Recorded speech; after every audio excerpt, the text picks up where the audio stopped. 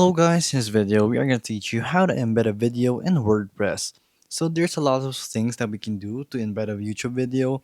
So we already taught you how to embed a YouTube video, so you can also do other methods. So if you want a YouTube just a type of video that has the embed function, you can do so. So right here we have YouTube, but we're going to use an example. So this can be any type of platform as long as it has the embed button. That's the most important one. So first, you will have to find the embed button right here. So when you go to your certain video, not just YouTube, this can be in any platform as long as it has it. So share, press embed, and then from there, you can copy this code right here.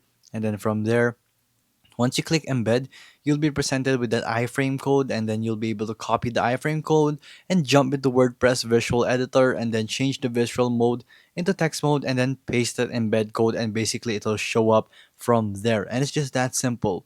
So this can be not just YouTube, like I've said, you can choose other types of streaming platforms or video platforms as long as it has the embed button. And that's the most important part. So there you go guys, that is how you embed a video in WordPress. If this video was helpful, please hit the like button and don't forget to subscribe.